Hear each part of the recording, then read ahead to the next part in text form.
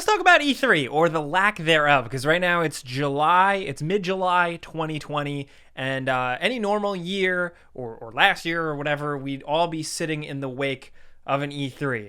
Big gaming news drops in a condensed week or so, and then we are all kind of left here talking about it and waiting for the next holiday season and beyond and looking forward to certain things. But of course, this year has been very different. 2020 has been something. So I wanted to take a look into this. Shout out to Spawnwave, who had tweeted a couple weeks ago being like, hey, remember E3? Like, how does it look now? And I've been thinking about that since he tweeted it. And yeah, I got some things to say because E3 was already in an interesting predicament if you think about it. If you can remember back before coronavirus and everything went down, companies were already dropping out, stepping away from E3 and planning to do their own thing outside of the actual physical event itself. So that led to a lot of speculation and a lot of people wondering, the relevance of E3 and the fate of E3 and whether or not it was going to stick around as it was. And there had been talk of E3 kind of restructuring and changing things.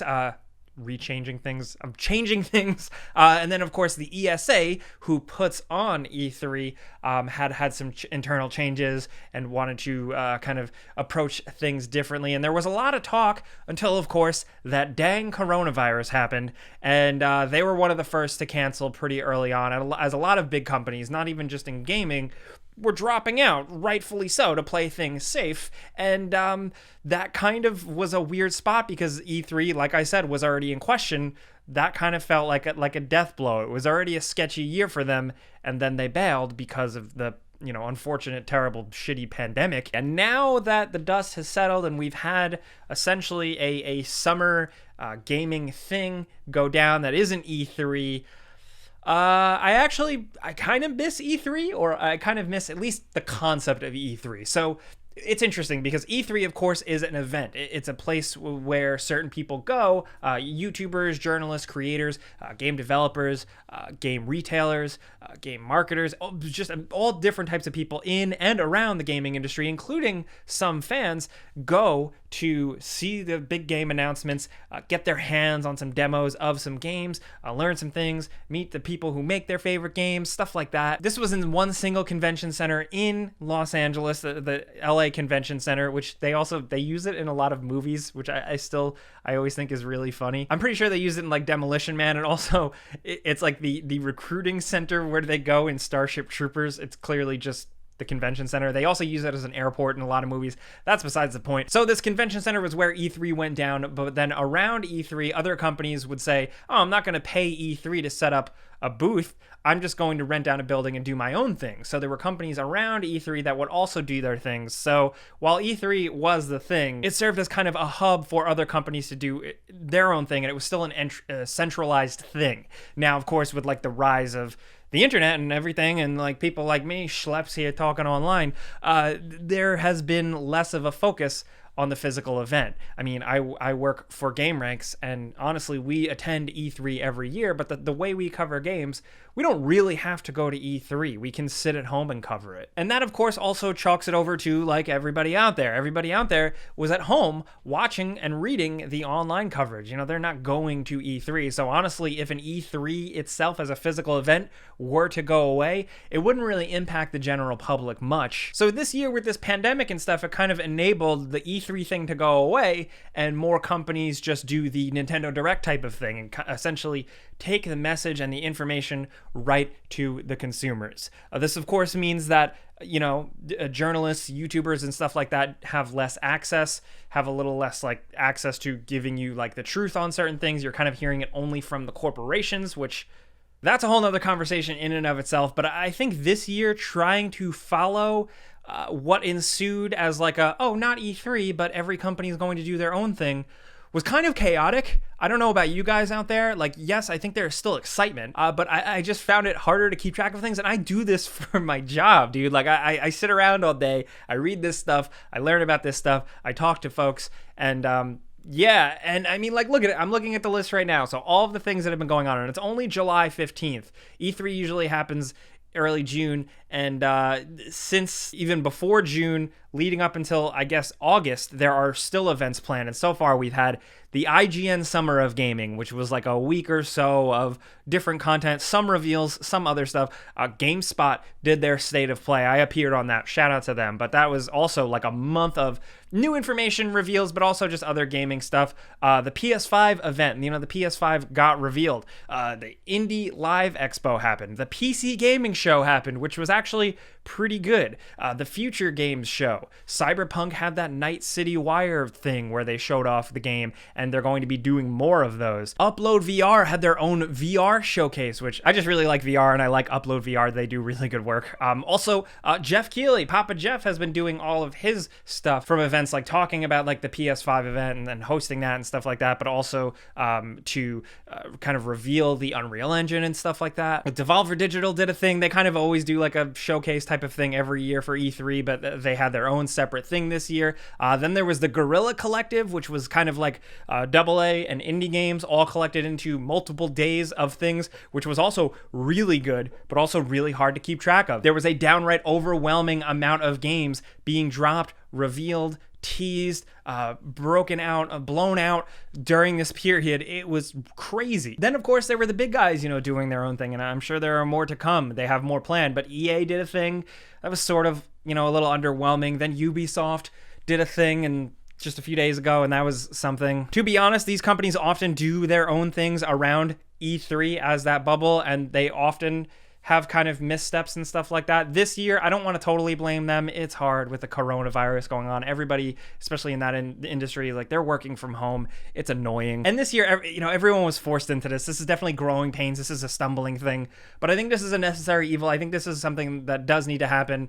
And I almost think that like E3, the organization, the bubble, the hub that I talked about needs to die for E3, the symbol, the idea, not to go back to Batman Begins, but like that needs to thrive. That needs to go on. Think of it this way. I know a lot of you guys out there are just like me. You remember G4? You used to watch G4.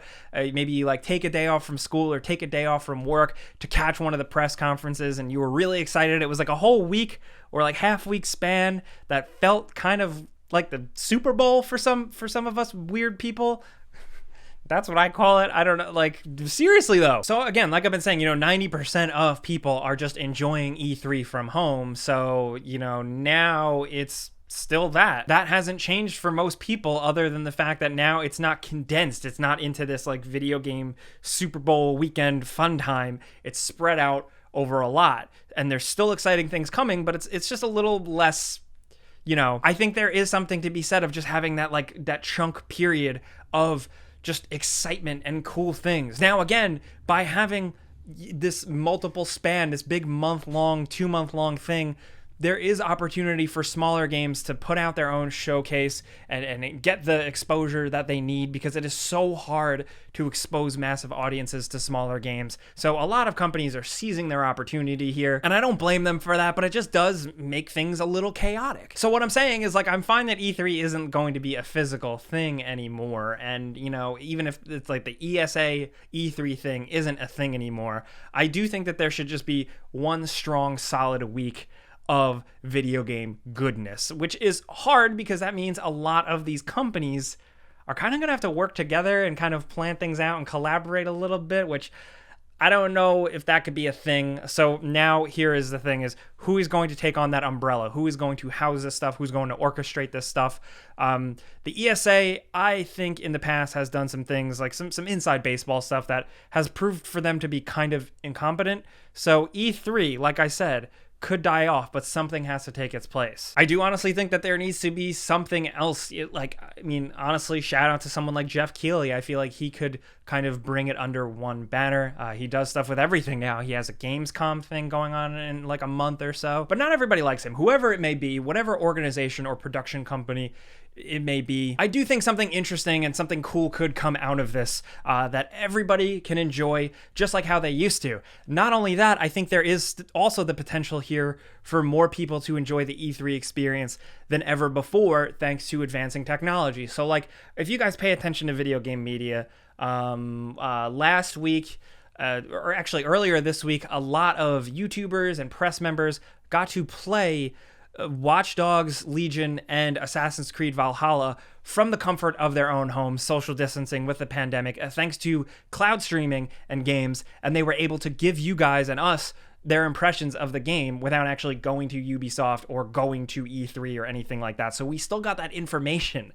I wasn't invited, but still. Same thing with Cyberpunk. People got their hands on Cyberpunk because CD Projekt Red gave them access. They were able to stream a chunk of the game to them. So the press and YouTubers and stuff like that are still getting access and still are being able to give us the information, but I think that technology should be extended to everyone. I know that's crazy. I know some companies like don't want to just kind of give out a free demo of a game early or something like that, but some level of interactivity with the power of this technology, if some people can experience it, the really hardcore folks that want to, I think that could be good, because the physical presence of E3, a place where you go to and you can get your hands on the latest games or watch an announcement, that is gone. But there is the potential here now for people to be able to experience that. More people who couldn't get on a plane and go to E3, more people at the comfort of their own home, they could have been able to access and play a 20-minute snippet of Cyberpunk. This is pie in the sky. This is crazy because, like I said, I know a lot of companies aren't going to do this, but I do think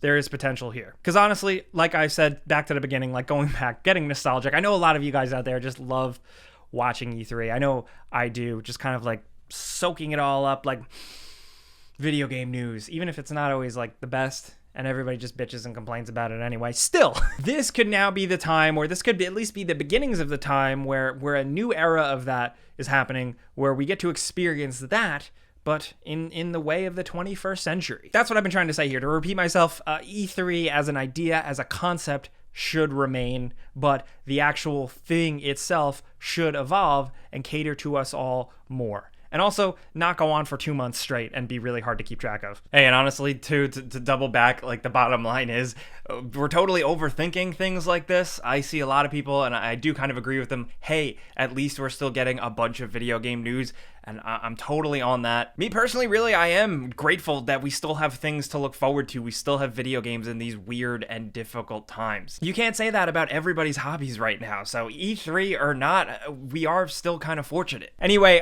this is really a conversation. I want to hear from you guys in the comments. What do you think E3 should be going forward? Do you like how it went down this year, where it wasn't technically E3, it was just a ton of company events and announcements? And do you think I'm crazy? Would you love access to a game? Would you love to be able to play just like a quick snippet of a game, some sort of demo, some sort of access? Do you like how YouTubers and streamers and press people are covering stuff like this, like E3 and stuff like that? Or would you just rather watch it straight from one thing, like a Jeff Keighley thing or a G4 thing or a whatever it may be? Let's talk about this stuff. I think there's an interesting conversation to be had, and I would love to hear from you guys. Also, I've been saying it, but if you like what I'm doing here, I'm just kind of talking what I'm passionate about, bringing some positivity to YouTube and gaming.